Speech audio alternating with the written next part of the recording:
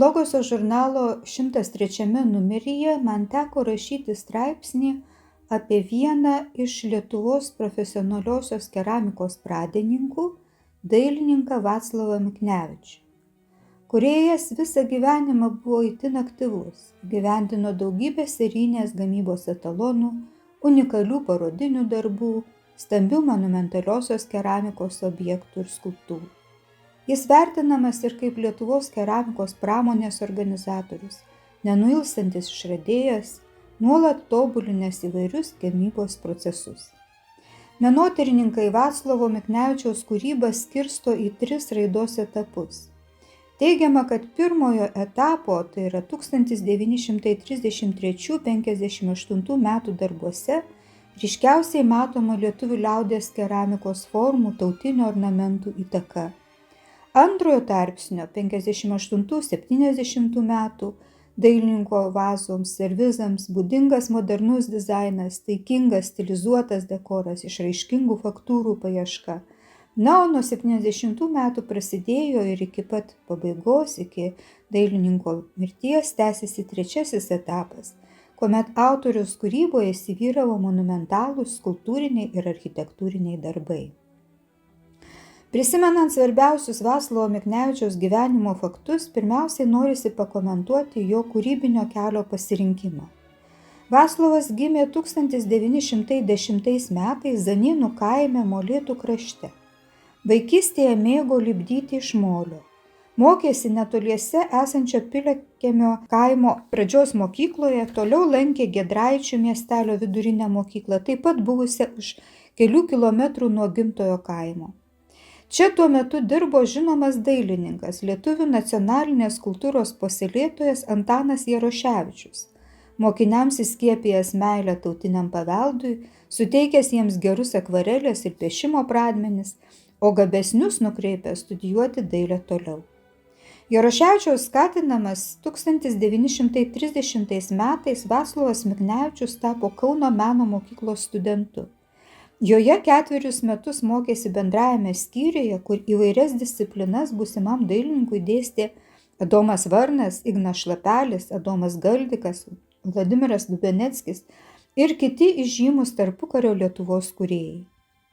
Pirmuosiuose kursuose puikiai sekėsi dar jaunystėje išbandyta akvarelė. Kauno meno mokykloje ypatingą pažangą akvarelės srityje lėmė ir garsaus Lietuvos akvarelininko Kajetono Sklėriaus paskaitos. Atvykus į Kauną, Miknevičius turėjo pats save išlaikyti, todėl tik pradėjęs studijuoti įsidarbino Marginių amatų bendrovėje. Kadangi nuo jaunumės domėjosi meistrystė, veikla Marginiuose jam patiko. Vaikinas darė projektus, dekoravo tautodailininkų kūrinius. 31 metais Kauno meno mokykloje buvo atidaryta keramikos studija.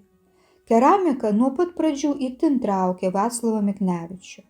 Dar mokydamasis bendrajame skyriuje jis tiesiog neišeidavo iš šios studijos, ten netgi leisdavo vasaros atostogas, kuomet lipdydavo keramikus dirbinius parodoms. 34 metais baigęs bendrąjį skyrių, menininkas galutinai pasirinko keramikos specializaciją ir 36 joje apgynė keramikos diplominį darbą. Mokantis keramikos studiją ir vėliau viso 4 dešimtmečio eigoje menininko darbų stilistika labiausiai atspindėjo liaudies dirbinių tradicijų plėtotę. Dailininkas kūrė kaime paplitusius švilpukus, dekoratyvinės skulptūrėles, bet vis dėlto dažniausiai darė indus. Servizuose ir vazuose varijavo liaudies indų formos, dekorai pasitelkdavo kraitinių skrynių raštus, gyvybės medžio, gėlių motyvus. Dauguma šių indų pasižymėjo atskirų dalių tarpusavio darna, lanksčiomis išbaigtomis detalėmis, atlikimo profesionalumu. Palaipsniui kūriniuose pradėjo ryškėti ir tarpukario art deco stiliui būdingi meniniai ypatumai. Įstrižiniai ar banguoti rankenėlių, dangtelių elementai, konstruktyvesnė dekoro traktuotė. Baigęs Kauno meno mokyklą, dailininkas aktyviai dalyvavo įvairiose užsienio ir Lietuvos parodose. Vienas svarbiausių jo ankstyvosios kūrybos įvertinimų buvo 1937 metų pasaulinėje meno ir technikos parodoje Paryžiuje gautas aukso medalis ir diplomas už 14 dalių servizą. Šiuo laikotarpiu Miknevičius sukūrė šeimą.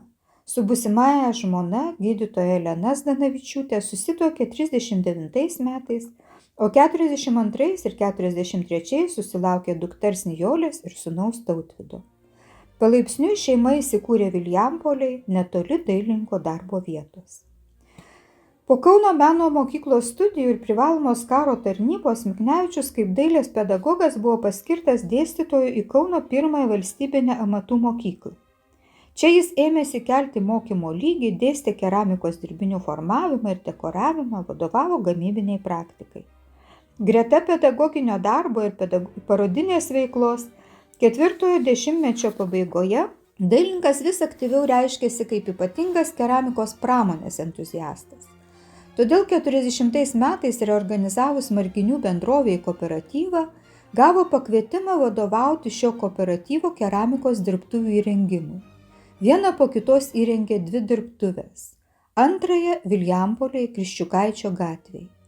Pasibaigus Antrajam pasauliniui karui, pastaroji keramikos dirbtuvė kaip atskiras cechas buvo inkorporuota į 45 metais pradėjusią veikti naują organizaciją Kauno dailės kombinatą.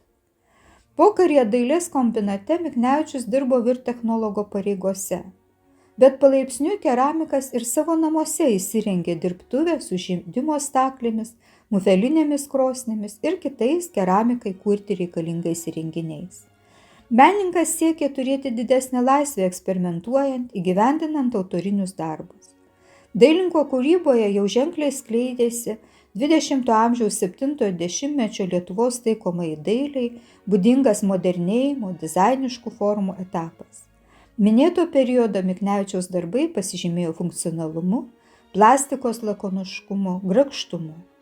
Greta serijinių modelių kombinate menininkas vis aktyviau ėmėsi autorinių ir parodinių objektų, stambesnių eksperimentinių užsakymų, tai yra monumentalių keramikos kompozicijų, patalpų apdailos, sienelių, pano. Taip pat kūrė skulptūrinės keramikos kompozicijas, kuriuose labiausiai vyravo augalijos, grybų, gėlių, medžių, pasakų herojų tematika. Per visą kūrybinę veiklą Miknevičius pasižymėjo kaip itin gabus technologas. Jis nuolat tobulino redukcinės ir bešvinės glazūras, eksperimentavo su terakota. Keraminiai skulptūrai ir pastatų apipavidalinimui atrado itin tinkamą pusiau sukepantį geležingą molį, į gamybą diegė įvairiausias inovacijas, pavyzdžiui, bendradarbiavo su Kauno stipriųjų gėrimų, Stumbras ir Anykščio vyno gamyklomis, joms darė išskirtinius skysčiams nepralaidžius keraminius butelius, tai yra reprezentacinę tarą. 1970 metais išleido knygą Dailioji keramika, dailės ir technologijų darbai, iki šiol kaip vadovėlis skaitoma keramikos specialistų ir studentų. Menininko biografijoje buvo prisodinta pačių įvairiausių veiklų. Aktyviai gyvenęs, itin produktyviai kūręs, Vaclovas Miknevičius mirė staiga savo namuose Vilijampolėje 89 metų vasarą. Dailininkas palaidotas Petrašiūnų kapinėse Kaune.